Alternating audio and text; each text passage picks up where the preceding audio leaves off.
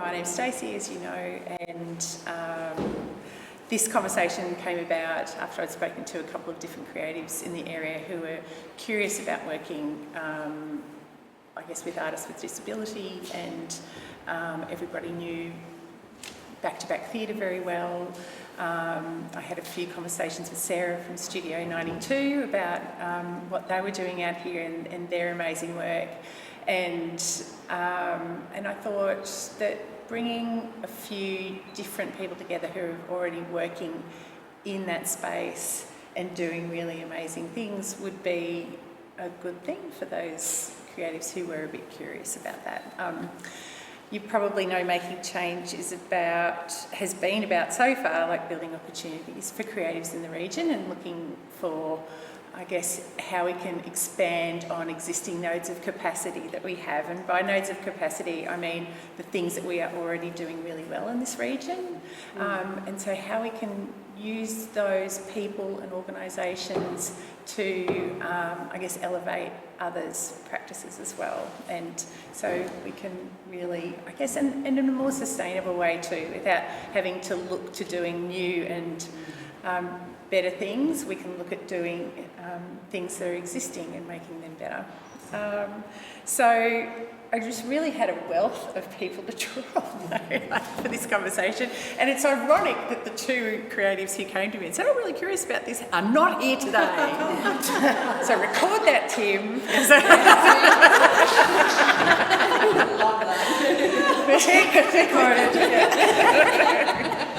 So, anyway, talking last night about creatives and their capacity to let you down, but like, that's fine. No, I don't mean that. I mean, there's a lot going on, and there is a lot going on this weekend in Colac, and next time I'm consulting with Lynn before I set a date.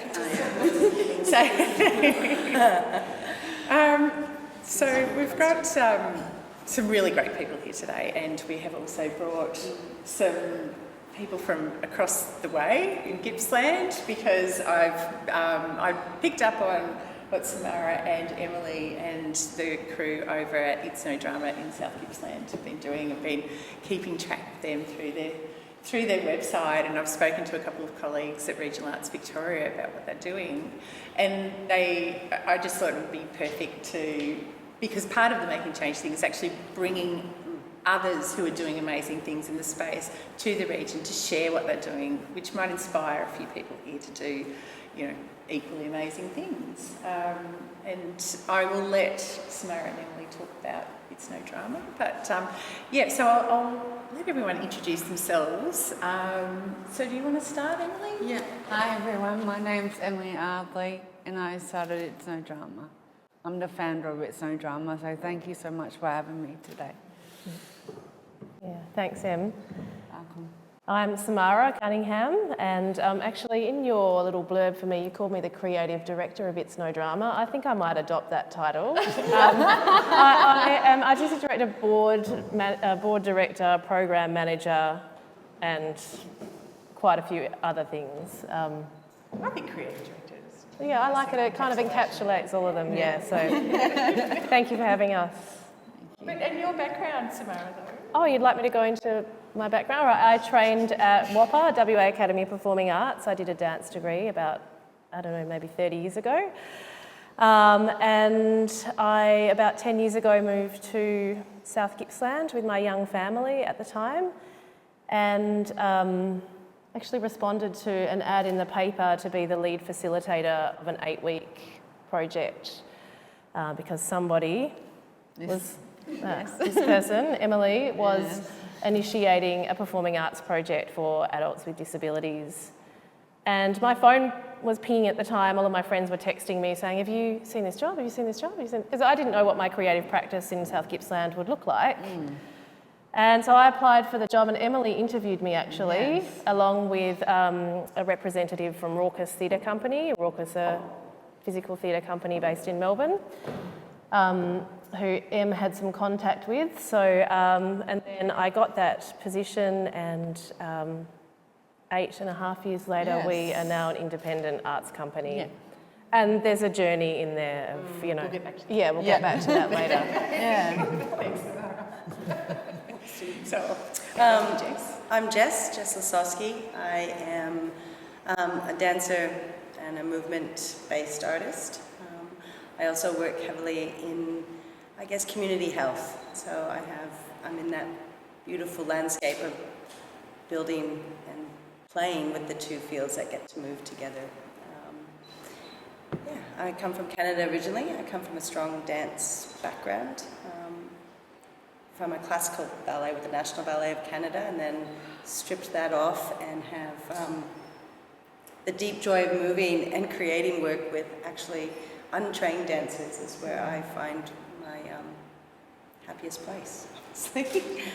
And thank you for having me. It's great. I don't think you can fully strip off that ballet background, Jess. If you've ever seen Jess move, she moves so beautifully. Yeah. Leisa. I'm Leisa Shelton. It's weird, there's actually a bit of a dance theme going on here. I've definitely stripped that off. But yeah, I'm an artist, maker, curator, with a practice that I can now say has just curiously adapted to what felt the most interesting or necessary or kind of demanding of me. So yeah, I don't think there's any genre I haven't worked in now. And Australia's so interesting. Once you're one thing, you're kind of like in Sydney, dance is entirely what people know me for. In Melbourne, not at all. In Perth and Canberra, totally different realities. And in Europe and Asia, different realities again. So yeah, I'm someone who's moved constantly, but at the heart of it, which drew me into, I think, making a more conscious decision around working in mixed ability, of really actively bringing what was already there more into the foreground, of enabling diverse conversations and diverse bodies and diverse experiences into other places of work and of social relationship. So yeah, it's not, well, a lot of people see it as a big shift that I've made. It absolutely isn't, fundamentally, and my interest is that it's just a richer world to be in, and a really, it's for me a very fulfilling space to have as much wild difference in the world as we can, and I think this space invites that.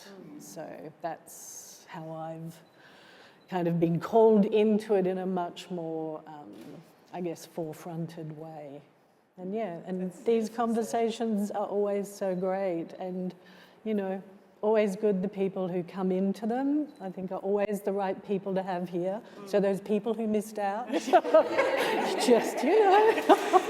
But that's what I love about your practice specifically, Leisa, is that you are not about art in what's considered an art space, like that art is everywhere. Yeah. Because it is. Yeah, it is. It is. Fact. And finally, Sharon. Yeah, I'm Sharon Bromley. I am founder, director of Art Gusto, which is a little supported art studio in Geelong. We're in our 10th year now, and I've got a very strange background. I've got a fine art degree, postgraduate in ceramics, and worked most of my working life in print and advertising and sales, marketing, and then got into the vocational education area, so working with all sorts of young people and doing things, and then worked on my arts practice, which at that stage was more probably drawing and painting, just for me, and then ended up in a role that needed someone with this sort of bizarre lot of skills, which so I ended up working in disability arts, and that just sort of sent me on a completely different trajectory. But in all my sort of working life, I was working with people that I'd never fitted with. I just couldn't understand why I was just sort of different to everybody. The way I saw things was different. But I wasn't working with creative people. So all of a sudden I've sort of found, it took me a long time, but I found my sort of niche, I suppose, with the people that are a bit more like me. And so that was great. And then working, as you said, with just so much difference. And I think integrity, it was good. It just sort of makes you feel more relaxed about, what you're doing. So we've been navigating the NDIS and everything for the last, so many years, and it's still, always changing. Yes. Well, on that, Sharon, I think one of the conversations that we had initially, we were talking about what initiated Art Gusto, and what was really interesting about Art Gusto is its structure as well, and how it's made up of like a board of the families. Is that right? Yeah, well, I was working for Art Unlimited, which was an Australian disabilities enterprise with St Lawrence, which was a disability organisation. And when the NDIS came in, they sort of figured that things were going to change dramatically, which it did in some ways, but not always, not in the way that they thought. So they decided that they needed to put everyone under more of a daycare program, which meant that all of a sudden the artists, there were some amazing artists that were doing some incredible work, so none of their skill was recognised. It was all about disability.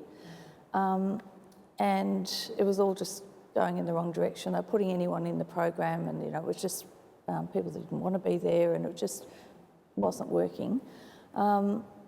My job became redundant because I had a job where I had to market the work and do all of that and try and sell works and create exhibitions. So they weren't interested in any of that anymore. So once I left, the parents came to me and said, "Okay, good, you're out of there. Now you're going to start a studio for us because we've got to, have something." So I sort of went from, feeling like, I was looking around the corner, they're going to sack me any time here, because I kept standing up for the artisans, saying, these people are actually really good at what they do, and all that. Anyway, so it started there, and I wasn't looking to take on all of that risk and create my own business. I wanted to just go and work for someone like I always had. But at the same time, I was sort of driven by, what are these guys going to do? Something has to happen for them. And we just, myself and a group of parents sort of started to look around. We looked for a venue. I did the sums on, okay, how much would it cost? Can we make this work? And then we found a venue. So I shared a space, which we're still in McClarty Place, little in the laneways of Geelong. There was a lady running art classes for kids after school. So it sat there vacant during the day. So I thought, great, we'll move in there. And we started just with a few artists and really simply. So I didn't have any capital to begin with. We had some donations of some, drawers and some bits and pieces, and Sue had all the tables and chairs and things there, so that was good. So it was really basic to start with, and we just sort of built it up slowly. But what we've done is we've got a very small committee of parents, and we have about 17 artists at the moment that over 3.5 days. We've sold probably close to $40,000 worth of artworks over the last, so many years for the artists. Taken like the 30% commission from that, but that doesn't go to me or the business. It goes into a fund that the parents run, and that then helps to sort of gather finances to put on workshops, pay for frames, some art materials, you know, whatever's needed there. So if someone has an exhibition, there's some exhibition costs. And they're all the things that the NDIS don't fund. So we're trying to make the artists independent of having to take out handouts, I suppose, and fund themselves through a collective. And so far that's working. Yeah, so... That's awesome. That's what we do. And so, and Emily, but It's No Drama sort of came from a place that was driven by you, and it didn't come out of any kind of, like, I guess, existing structured care system. It was purely motivated by your love of the arts. Yeah. I used to go to Melbourne heaps to do art and acting. I was in Weave Theatre, I was in Roller Coaster, I was in a lot of different groups. So I wanted to come back to my hometown where I live and start a group for people with disabilities to have their own choice, to live their own life and build an acting group for them. Took a lot of heart and effort, but we got there. Yeah, very happy. Very, very happy. And Samara, you mentioned Raucous, and I think, was Regional Arts Victoria involved at that stage too, or is it largely Yes. came out of collaboration with Raucous? And maybe talk about Raucous too. Yeah, Rockers, I did a few workshops with them, and then I wanted them to be helping us with different things we wanted. Yeah, you wanted their guidance, their didn't guidance you? Yeah. and their help and stuff. Yeah, yeah. And I got that, and it was really lovely too. Yeah, so it was your connections with Yeah. Raucous that then they advocated Come down. to the South Gippsland Shire Council to auspice a project, and that's when RAV comes on board with our first little toe in the water grant. Yeah. So that was the 8-week project that I Yeah. mentioned before. So it was a combination of South Gippsland, Raucous and Regional Arts Victoria. What a combination to get you So started. good. I mean, yeah, that's a pretty great start. Yes. And I think during that period we realised we didn't know what would happen after that 8 weeks, but we realised we had something really special and that there were people in our community that, like Em said, wanted something available locally in the arts so that they didn't have to do the big 2-hour trip up to Melbourne to access really high quality performing arts programs. So we've really built that from the ground up. It was an 8-week project. Oh, what are we going to do? Oh, we don't know. We'll apply for another RAV grant. Yeah. Okay, we got that. Another 8-week project. Okay, what are we going to do? Oh, we don't know. Oh, we'll apply to Creative Victoria. And we were really lucky we got 2 years of organisational funding through Creative Victoria, which coincided completely with, somebody mentioned yesterday, the dark times. Yes. COVID. Yeah. But that meant that we could spend 2 years online doing Zoom workshops, creating little COVID lockdown videos at home that we turned in. We worked with a filmmaker to make a short film. We did. We got a local composer to compose an It's No Drama theme song, which is on our YouTube channel if you want to check it out. We turned one of our shows into a photographic exhibition. Yes. So we kind of just went, beautiful. what are we going to do during lockdown? Oh, we'll think outside the performance mode because we can't do any public performance. No. And that has actually set us off on a bit of a trajectory now where we do lots of different creative projects, not just performance. No. But, you know, it was really through Em going, there's nothing available, and there still isn't. Outside of It's No Drama, we're really unique in South Gippsland. There is nobody else doing the work. Well, as far as I'm aware, I don't know everything. Do you know of anybody else that might be doing similar work to us? I don't think so. Yeah, I think we're pretty much... We're it. We're it. To be honest. Yeah. So you're it. And from, I guess there were no expectations, like, because going into what we were going to talk about what you thought would happen versus what's happened now. And I guess COVID probably put a bit of threw you off in a... Yeah, in a really great way. Right, in a really, that was really really good quite way. liberating. Yeah. But I think I did certainly have expectations around our local government supporting our program, so they continued to auspice during that time. Then, our shire went into administration. Our champion, Alicia Gilliland, got headhunted for a job elsewhere. all of a sudden there was no one in local government that really cared about It's No Drama, and I just thought that everybody would always care because we were doing such great work, and how could they not? Like, why? And a bit similar to you, Sharon, like there was this critical moment where It's No Drama could have just totally collapsed because we lost our auspice. And through, you know, local connections, we found somebody to help us decide what kind of entity we wanted to become. We could have incorporated, we could have been auspiced by a different organisation, or we could set up as an independent company, and that was the option that we chose in the end. But yeah, I thought, anyway, I've had to really move on from the fact that our local shire did not want to continue to support us, but now we're stronger and we're completely liberated and we can do whatever we want now. So it's actually been, it was hard at the time. Yeah, it was, because the future was unknown. It was really hard where we all standed, because it was like, what's going to happen now? We're all going to break up, are we going to come together? Is it going to be cancelled? We didn't know. We didn't have no idea what was going to happen. No. And everyone was getting pretty worried. So luckily, we're back on track. Quite often testing times really show, I guess, the mettle of whether there was a company really there. And there is a lot of freedom to be found in not having to look to either a single source or, you know, or even to, like, and especially government-based funding, looking to other ways of being able to be sustainable. So how many people in the ensemble now? You've got a regular ensemble, or how does it work? Yeah, on a Friday, we usually have about, how many, 12? Yeah, there's normally 12 of us in the room, so we have our core Friday program, we do. Which is our stage performance group. So we'll do, you know, public works, and then we run other community outreach programs, which are normally free, drop in, drop out, or they might have a performance outcome. It depends on what our funding arrangements are at the time.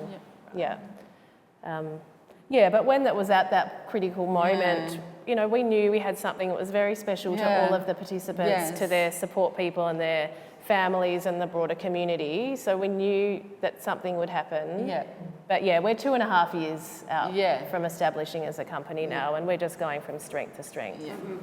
And you work with a lot of other artists, a lot of types of artists too? Like, you would all know this, and we're sitting in a room full of people, you know, artists. It's our biggest asset in South Gippsland are the people, the collaborators that we find who are composers, you know, costume designers, drummers, set designers.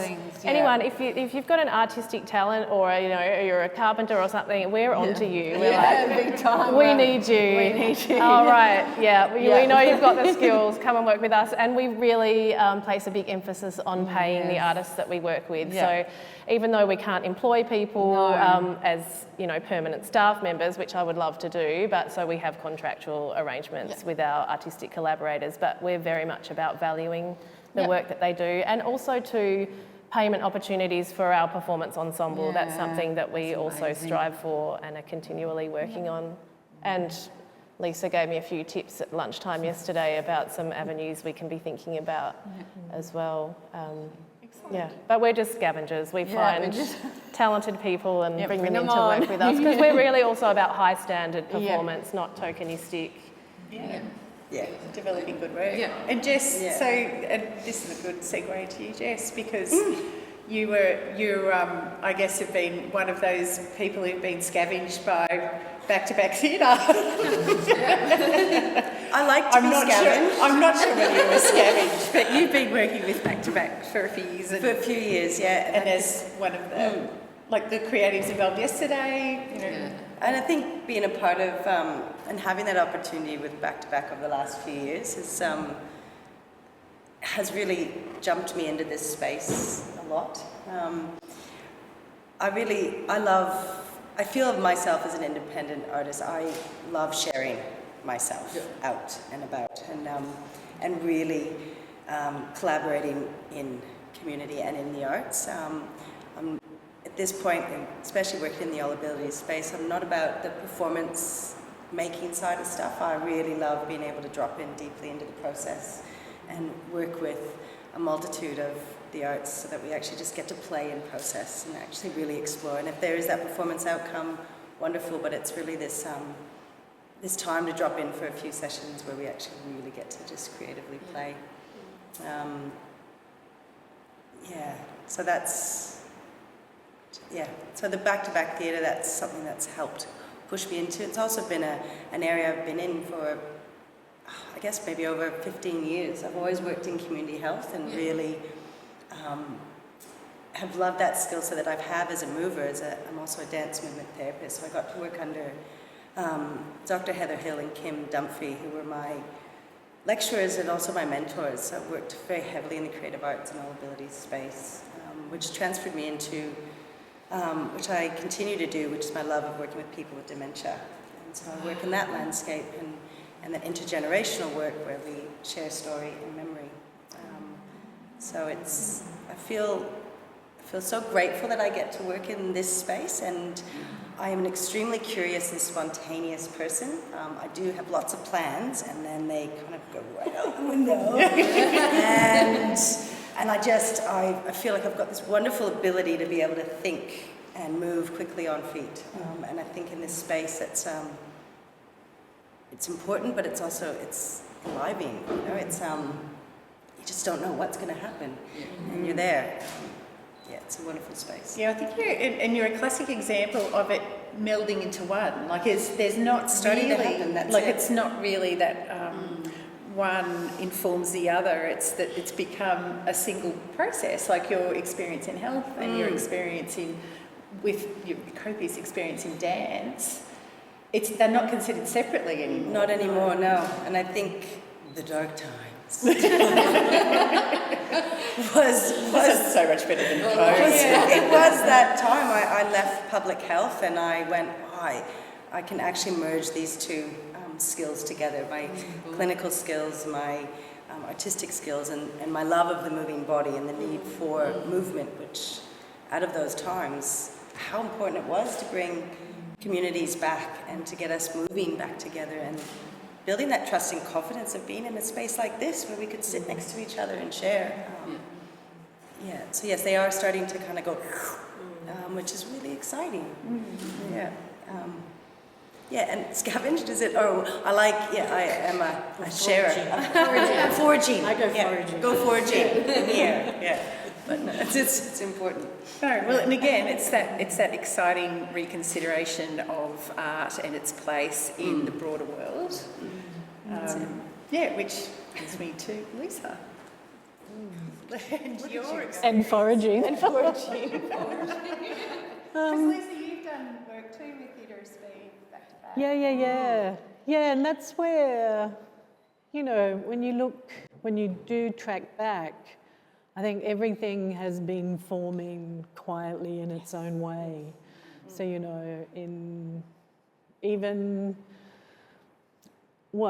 I think it's useful to track back, when we talk about Raucus and Kate Sulan, who who started that company and was the artistic director. And it was a company that formed at VCA when I was teaching there. The same sound, lighting and costume designer that Kate met as a student. They remained as this incredibly committed collective for the whole, I think it was 22 years by the time Kate and everyone stepped away. They were all on, the language I always found really problematic. They all became very successful, like they are very successful artists in the wider field of lighting, sound and costume. And their heart, when we talk about the seeing, the hearing and the heart, that company was entirely driven by that. And, Kate, when she trained as a director at VCA, was the chosen one in that the major companies wanted her. She was an extremely talented and always has been an excellent young woman. And she'd done this one workshop, had this one experience with a group of mixed ability people and just knew it was her work. And everything was pulling her away from it. And the valuing around her doing that work was zero.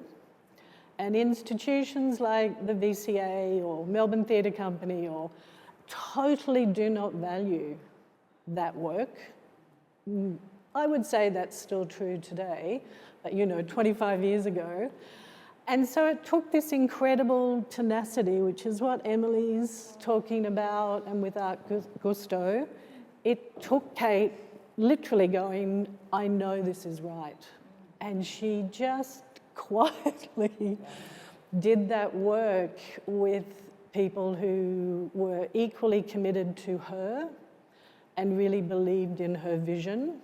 And so the heart that was in is still in, and I think will always be in groups like Raucous, was the centre. And it wasn't ambition, and it wasn't, although they are, in that version of things very successful, that was never what drove it. And, I think a lot of recognition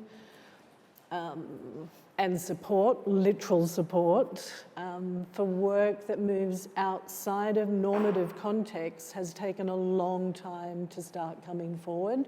And companies like Back to Back, have been instrumental in that. But the history of Back to Back is the same, Someone started something that needed to happen. And over time, it's become another thing. But, those that I think it's enormously courageous and takes great heart to do work that matters. And recognition can take a long time, but also needs to not be front and centre of why one works in that space. And, buildings like this happen because Andrew had a vision. I don't think money dropped into his lap to make this happen first. And, the more, I hear really beautiful welcome to country and work with First Nations artists, I feel like that teaching has been there for us the whole time. Understand place, look at the resources that are there, look at what you're called to do it well.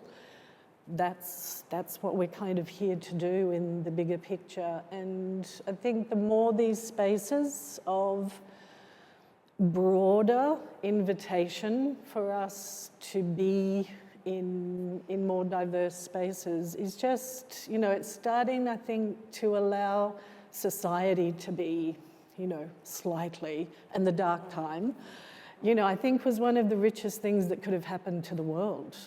And for some people, there are so many international and national curators and people I was working with who during COVID just went, I can't justify this anymore, and are now working in palliative care, in youth justice. This is in the UK, Germany, and here, basically all my main contacts for, how I was working before internationally, like one by one. And the conversations that we were having on email going, I've decided to let the festival go, or I've decided to step away from In Between Times, Bill Festival UK, Performing Arts Berlin. Like, they were major programs. All of those artistic directors moved into social practice or diverse practices and companies. And as I watched that, I was also watching that space change here as people started to question, what are we doing? And how can I work in more valuable ways with the skills I have? And, I think that's, well, for me, that's an easy space to move into because there's so much to do. And I had accidentally become a full-time carer during COVID. And just, in that space when, why are we not seeing more of the young people like the young woman I became the carer for in the town where she lives? Because there's hundreds of them, Like the biggest school in Victoria is there and the families moved there. And it was like, you know, the only gay in the village. It was like the two of us were the only ones trying to get walkers and wheelchairs into cafes. And everyone was like, why are you here? What's going on? And the more people I talked to, the more stories I heard about, you know, literally one of our favourite cafes during COVID, who were glorious, just went, oh yes, our son has a disability and we've always just fought for him to lead the life his brothers led, and we love you bringing her here, we'll make it work. I was like, amazing. And they're like, yeah, you know, the butcher next door, his sister. And I'm like, aha. And then the hairdresser, oh, and then the parking meter. Like we just kept, like everyone was like, oh yeah, we have this hidden in our families as well. And so the project that we first talked about, See Me, was a photographic project that I ran in Macedon with Shay, where we just celebrated the spaces that welcomed us.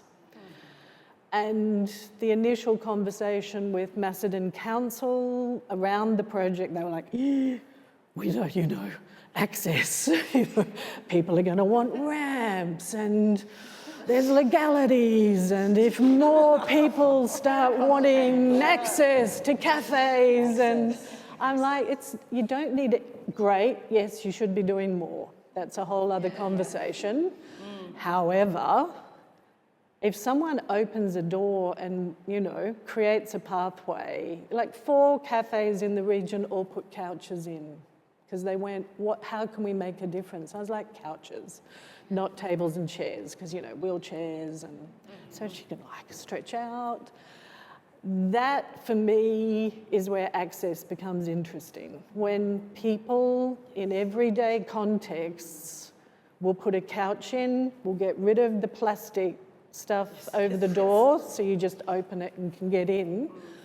And when the staff start to go, oh, you're here, so we'll make sure the couch is available, they jump to the door, everyone in the cafe starts getting used to this now as, you know, a space that invites a more interesting relationship. And quietly other families started to feel safe to bring their young people into the community more. Still not a lot, but yeah, it was this inverse of looking at what access can be, which is people-based for me, and invitation. And so it was a public, it's actually on the outside of Corner Coffee Shop in Gisborne. They just went, use our building, like make it public, don't put it inside. An amazing family. And they're a beautiful set of photographs of Shay at the places of invitation, and we created an interactive map that you can look at and go, well, here's a place that invites me. Gisborne Pool, the local toy library, Corner Coffee Shop, there's an osteo, just going, here are the places, and it doesn't mean everyone now needs ramps and lifts. I mean, it would be good. But if people actually just, you know, help or ask if they, you know, what do you need, then spaces become accessible very quickly. And it just gets very interesting generally. And I guess back to back, whenever I worked there, and I was saying to Stacey, you know, what I loved about being involved with Theatre of Speed and the early camps, because the company was getting more successful, and I was watching part of the kind of Melbourne theatre scene go, oh, back to back, you know, it's like a pathway to, and going, you know, saying yes to running workshops and then meeting some artists afterwards, and they were like, that was the most traumatic thing I've ever done in my life. Because, as you were saying, it's a space where everything's on. Yeah. And so the level of skill that's needed actually is very high. And it's, you know, this, yeah, it's like this notion of, oh, you would do that work because you can't do the real. That is, for me, it demands more of me than any major international work or company I've been in. Because I know, you know how to do that stuff after a while, and you do. But, I mean, the joy for me with back-to-back and in the work, or just my time with Shay or with Robbie, who's with Art Gusto, it makes you have to be the biggest person you can be. And you are absolutely having to be humbly wrong and humbly keep, you know, adapting and going, well, that didn't work. What am I pulling forward now? Or just going, we just need to stop and I just need a moment to work out where to go next, or what do you all think? Like, what should we do next? You know, the shift of this sort of authoritative model, which weirdly the arts is pretty neck deep in, especially when you get into certain levels of the arts. It's, I think, a space that's often deeply conservative and very hierarchical. And so it works in I mean, even the way arts training works from 9 to 5, which I was like, when did that start? Like, that is such a weird thing to do. It doesn't happen in Asia, because why would you do that? So, yeah, for me it made complete sense to respond to the context I was in during that time, and for that to be a space like many artists are moving into now, where the skills are the same, the demands are bigger, I think, in terms of what you really have to pull forward. But I think there's a social shift, which, you know, in Gippsland, I hope continues to grow. But it's always going to be that tenacious first move that I think is getting more support now, but has required, you know, I think there's so many people that should continuously be named to have built some of the pillars that we're quietly. That beauty too that we have regionally working as well, and I think that rang so clear is that, and it always has been, that base is relationship, and it's community, but it's communication, and it's that deep listening to what's actually happening within your space around you. And it does take time, it is slow, but I find that it's that building of relationships that need to happen so that that base is there and that trust is there, and then you can move. It is a lot slower regionally. But I think I don't those mind that. processes But that's need to probably be it's slower. It's really important for it to be slow. You know, the relationships grow. There's no need to. It take years for something to develop from. And it's really okay. That's okay, Build. Build But that. Sharon, as Lisa just mentioned before about, you know, Melbourne theatre people going, oh, we must get on with back-to-back and having quite a traumatic experience. But like, I think we told Sharon too that like working this space, you know, you do need to, it is, I guess, you do need to be a specific kind of artist to work in this space. You need to be able to respond pretty quickly and think on your feet. And I think, you need to be or just open. or type of person that can move with whatever comes your way. But like Celia works with me at Art Gusto. We were talking about how, and Celia's worked in disability arts for quite a number of years as well, and in the more institutionalised settings, I suppose, we may have had, you know, so many years ago there was probably more people with more profound disabilities or intellectual disabilities, so we were working with, you know, certain things, and I mean we're facilitating, so we're sort of giving people a space to do their own art, like come to an art studio as you normally would, so they're all working on their own arts practice. But for whatever reason, when we started Art Gusto up, we had a core group of people, but then, it attracted other people that were looking for something. And I ended up, and back to back I've said the same too actually, there's been more people that probably more neurodiverse, that their disabilities aren't as profound, and that brings a whole nother complex level. It's more social behaviours and things like that we're having to deal with, and everybody's different, so we're having to deal with all of these different behaviours and try and make them all meld in together, and all these personalities with all these challenges. So yeah, every day, we're doing all of this. So you do need to, I think, be a certain type of person that wants to have to deal with all of that, as well as the amazing art that gets created and all of those things as well. So so it's. And with I've lost that train of thought. I guess with the ensemble that you guys have, is it just experiencing a couple of the camps now,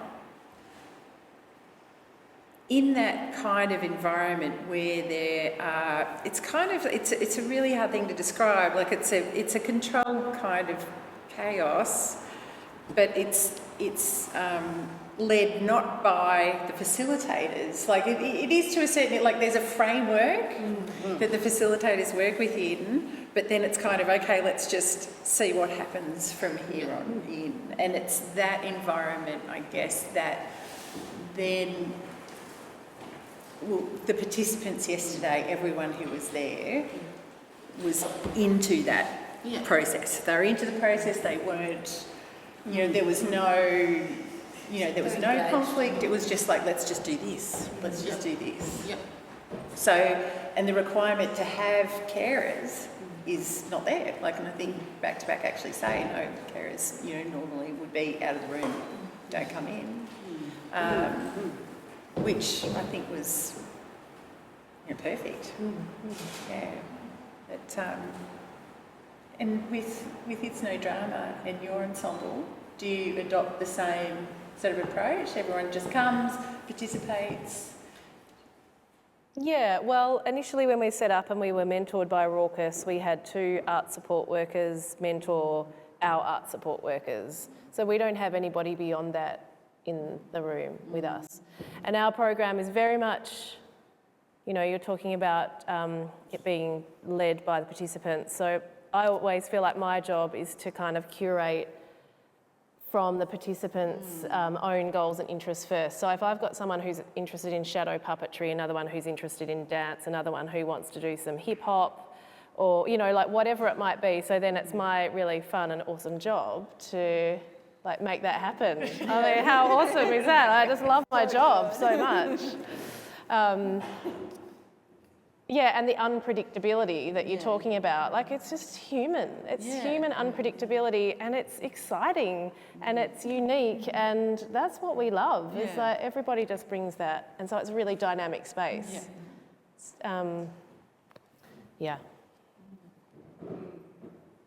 It's fascinating, isn't it? Because, if you go to the heart of most arts training, and if I go, I guess, specifically into the area that I've worked in the most, training of actors or theatre makers, the premise is to be this open, receptive self.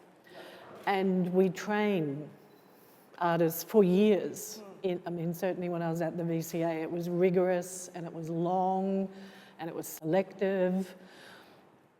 But, that training is still so homogenized in the use of space. You can control the kind of autocratic director masculine paradigm was ever present.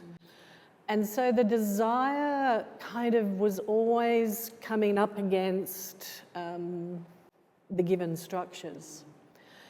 And what I started to find particularly when I started working more in Asia, and then when I ran postgrad and masters, so could make a lot more decisions and brought a lot more diverse artists into those courses and worked not in traditional spaces and not in that, I guess the level of the work, but also how much time was needed and the ways of making that work started to move into a much more complex and, you know, a way of dealing with those early principles in a fuller way.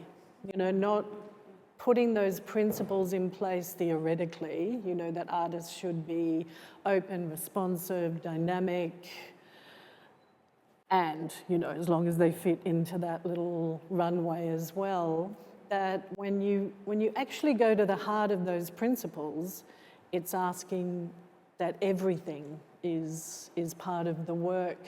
And so the more, what I guess the university started to see as wild choices I was making for the people that came into postgrad, which they found deeply problematic, the more, certainly the level of teaching for me kept growing. You know, I wasn't still doing the same thing.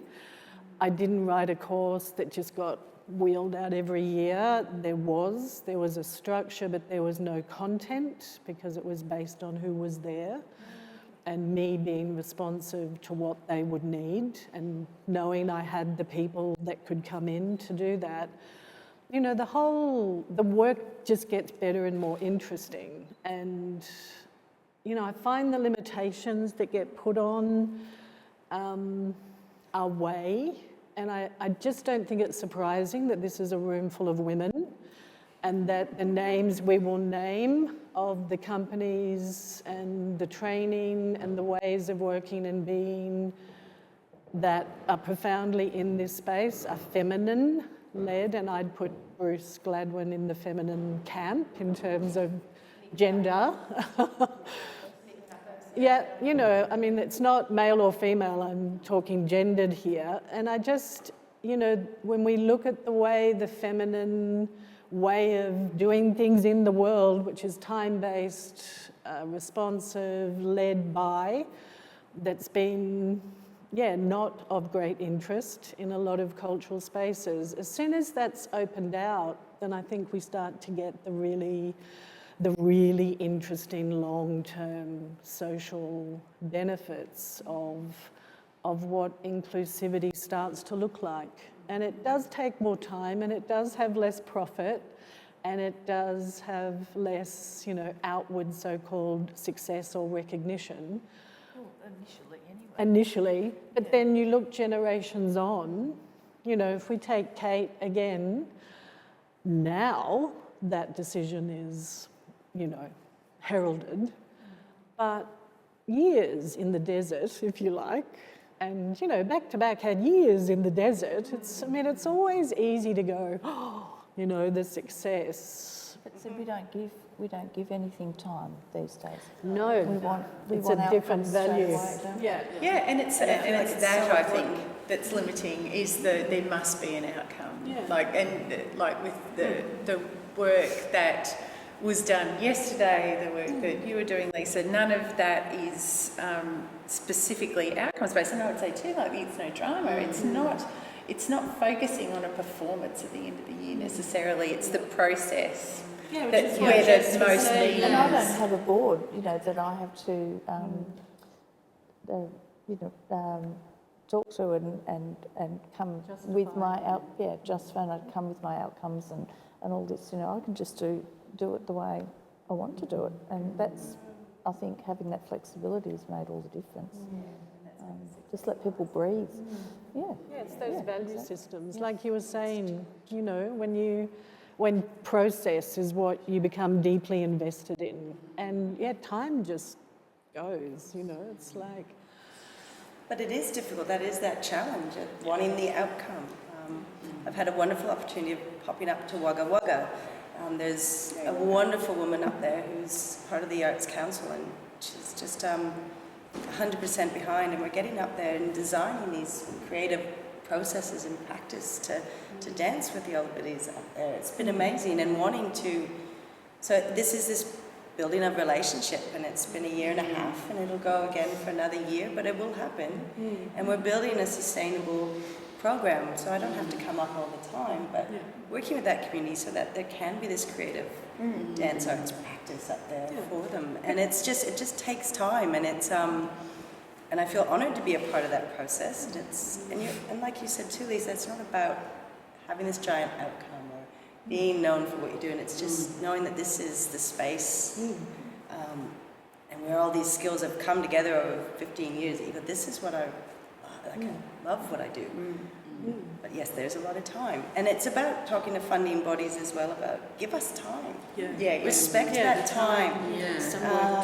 It takes time. Well, and so much of that value. funding comes, you need to, Yeah, come in a year or two. And the outcome can be the process, it can be, Yes, absolutely. That's right, and that's exactly right. Like that, because the value is in that. It's not an end point. The value is in an ongoing process that continues to give back. Continues. They do. Consistency. I think on the other side of that, our It's No Drama crew, they do love an outcome. They do love that moment to be on stage, and they want to bring their families, and they want their community to see the amazing work they've been doing. So, it's both. It's the rigour of the practice. It's very heartful. And it's like you say, it's not the 5, 6, 7, 8. No. There's a lot more freedom within that. Yeah. But they want that moment. They want it. And they own it. And Yeah. they need it. Well, and it's visibility too. That kind of when you bring it out into the public, like it's a different kind of visibility to the work that you are doing. So like performances that you guys put on. You're bringing people. Yeah, like into your space whole, all your neighbours from your court, like the whole street, they're there. Steve, one of our performers, he's been working at Woolies for about 15 years in the fruit and veg section. Like he's a superstar in Leongatha. So everybody that goes and shops at Woolies comes to see our shows. Like we've got such a big following because the community, they're up for it. Yeah, so good. Yeah. And I guess too, what I love about performances that I see from back to back that I don't necessarily see anywhere else. One of the best ones I've seen of theirs was Red Healer, which was at the end of last year, which had no specific, there was no plot line, and I think it was based around the idea of a parade. And it was one of the best things I have ever seen. And it involved Emily Rastus, worked with the group too to develop the costumes, which is what we worked on yesterday. That sort of evolved out of that. And that was Theatre of Speed as well, which was that wonderful, I worked with the movement. Shelton did composing. So it's this real, went back to a lot of that beautiful work of early community-based back to back, which was quite nice. Yeah, but it was amazing. I was just going to say one more thing about our audience, because, living in a small regional area who's got the local amateur theatre group that do their style of show, and then you've got It's No Drama, and people are, you're educating your community too about what performance can be. Yes. And that is one valid form of performance that a lot of people love and support. And so we're sort of growing our audience too for and so what's your show about? And What's your script? And then, because we devise it using the people in the room from their unique bodies and imaginations, so you get quite a different outcome. And there's a place for all of it, and we're trying to make that place. Yeah, it's removing the either or as well. I think that often gets in the way. If this happens, then that can't, or if that funding goes there, it can't go there. No, just keep growing things. For our current show that we're working on, that we'll be performing at the end of November, we're doing audio described shows for the first time and tactile tours, so that's new for us. So we're always trying to expand our access, because access, it's good for everyone. Anyone can come to a tactile tour, but it's just different methods of communication. So we're trying to embed that in the work. and also for our audiences, just multiple levels of entry points for people to be able to access the work that you're doing. And to the point, having just worked with the State Library of Victoria, I'm very happy to out them. They have no tactile tours and no audio description for any program in that library. They have no braille. The catalogue and all the public programming cannot be accessed with a braille computer. That was I lost 1.5 years of my life. Not really, but I spent 1.5 years trying, I brought a project to them which was about, let's celebrate Braille. It's such a beautiful, remarkable, disappearing language. So let's look at disappearing languages. This is one of them. We were totally defeated and it takes a lot to defeat me. But the Braillists I worked with were completely destroyed by the experience, and nothing has changed. So this is, I guess, where the grassroots of individuals. I've worked with Braillists in another project of mine since it started 8 years ago. It just felt completely usual, like why would we not? Major institutions are still just so not seeing how simple it could be, They budgeted the consultations and the RA and the 3 years it would take. I'm like, all you need to do is get some of the community to come in. We'll literally dynamo the Braille around our heritage and consultation for this and sticky things on walls. And I'm like, there it is. We can solve it in a week, actually, and it will take years and millions of dollars to do badly. Yeah. It's just like, it makes no sense to me, that version compared to people on the ground. Audio describing, like none of it is actually hard or expensive. And there are people out there. Just like extraordinary how hard it can be made. And it's made harder the bigger the context. So again, it's this grassroots people, and then more people see it, and then more people recognise it's not so hard, and then there are parts of the world I've looked at where cafes, you just buy the stick-ons for your window and for your counter, and they're free from this. I mean, it's so easy, but not at the same time. So, yeah, it requires people going, let's do it. Yeah. It's that beautiful. Setting the model. Yeah. That grassroots too, and also really acknowledging and I was trying to think, the audience and the intelligence of your audience, don't ever underestimate that. You can actually go quite far. Yeah. That integrity is there. So, especially in our smaller towns too, and we've got the script-based plays that get put on, which has got the value for it. But then, audiences are capable and really ready.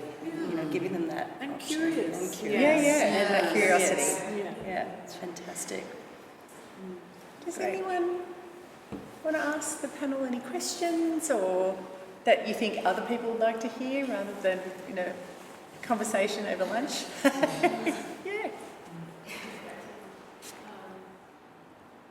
was just wondering, some of the things you might have noticed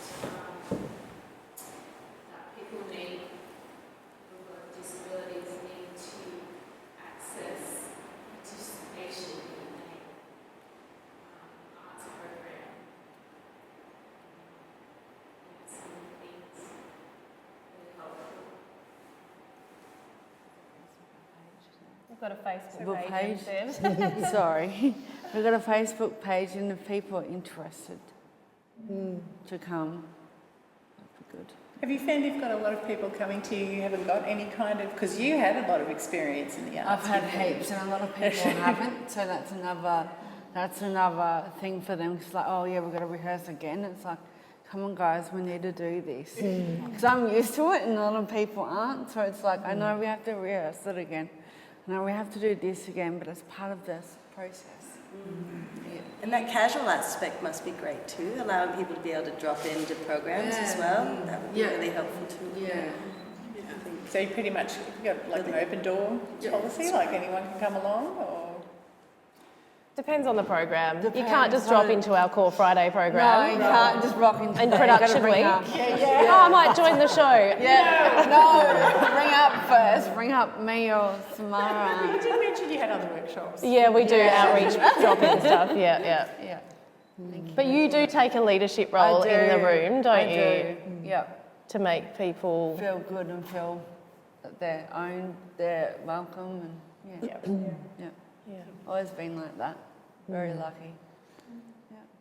Yeah, which is like, it's just what, talking with you yesterday as well, like, it was just an amazing invitation.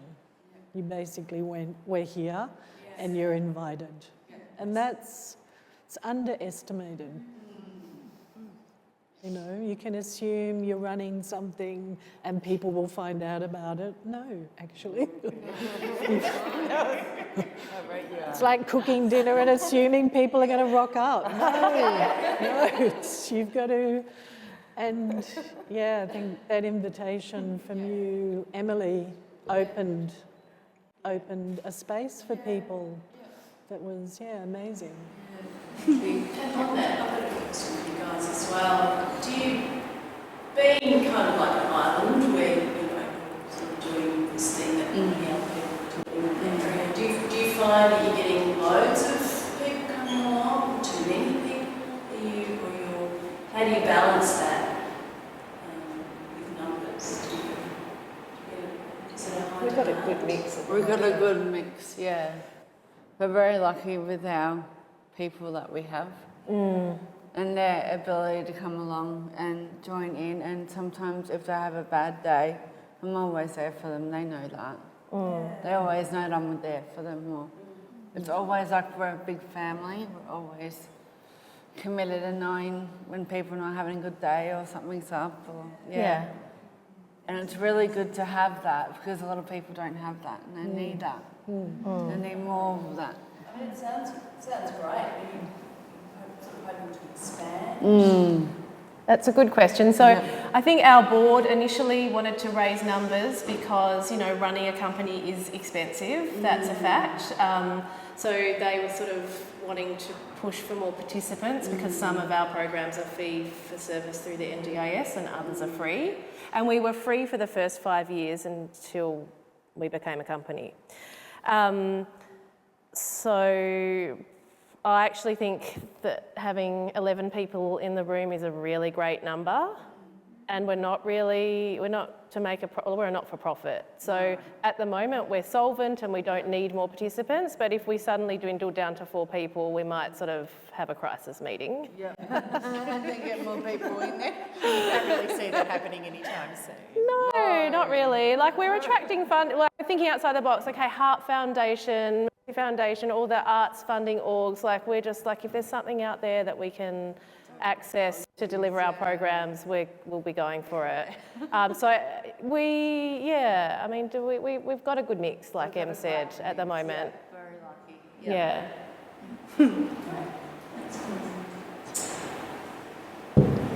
Well, I might not get the chance to say that, but thank you, Stacey, and thank you everyone. Like, this weekend's been amazing. Like, just to have this group, like I think someone mentioned before, the people that have come are lucky this weekend, because just beautiful people that we've met, and I think I'm talking for Claire as well, but just so lovely. And I think to be around people that are making a difference too, and to learn from each other as well.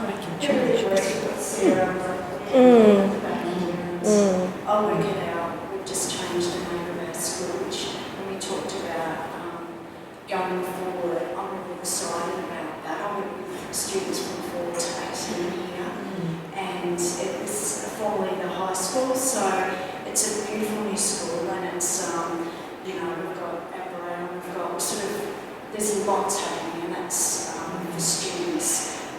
They then go into programs after they leave at 18, and we've got a mini Woolies happening there at the moment, which is so nice as well.